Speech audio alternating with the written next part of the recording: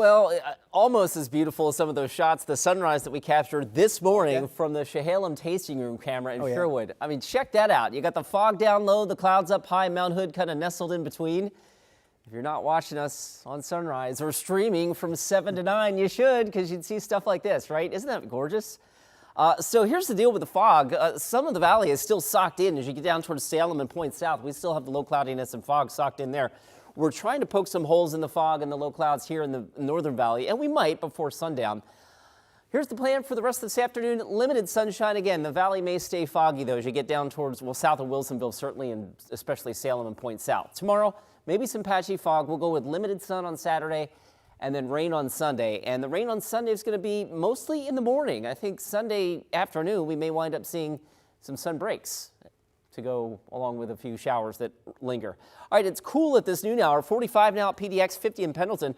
It's actually warmer at the beach at Newport than it is in Salem. It's still chilly under that cloud deck in the central Willamette Valley. And again, depending on if you clear or not, it will dictate very much your temperatures for the next 4 hours. Of course, sunset at 4:40. In any event, limited sun here in Portland. I've got us inching up towards about 51, maybe 52 degrees this afternoon.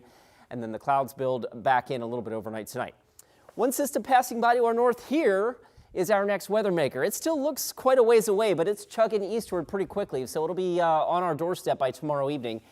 Saturday may start with some patchy clouds or some fog, I should say. Our modeling is certainly suggesting that from especially, let's say, Wilsonville or Woodburn south to Salem and into the Albany area.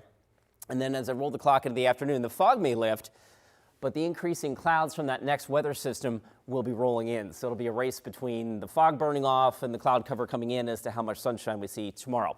Rain comes in overnight into the wee hours of Sunday morning. This is at 3:30 in the morning. So again, most of you will probably be asleep and maybe still sleeping in by the time the frontal band works its way through here. So I think with that in mind, we'll start to break the cloud cover up a little bit, maybe have 1 or 2 lingering showers Sunday afternoon, but most of the rain will fall in the early morning hours of Sunday to the tune of maybe 1/10 to 2/10 of an inch of rain. Doesn't look like a lot. Snow levels in the Cascades, by the way, do lower to about 3,500 feet by Sunday evening. Morning fog, then limited sunshine tomorrow. I've got Portland at 52. Morning rain, and then I think we pretty well shut the rain off. We may have 1 or 2 showers remaining in the afternoon on Sunday, but daytime highs will eventually climb into the mid-50s. Let's fast forward to next week. Big getaway week for folks. What does Monday's forecast look like? One system clips on through on Monday. That could bring us some light showers. Another system approaches on Tuesday. That promises maybe a little bit more rain Tuesday into Wednesday. So at least some of our modeling is showing the first couple of days of next week could be on and off wet. And so that's the forecast we're going with right now. Rain to showers Sunday. Monday, sun and showers. Partly sunny to start the day Tuesday. Next weather maker comes in Tuesday night and Wednesday. So basically from Tuesday night into the early part of Thanksgiving Day Thursday look to be somewhat wet. How wet? Maybe 1/4 to 1/2 inch of rain. So this isn't like, the end all be all of rainstorms, but it could be somewhat wet going into that Thanksgiving holiday.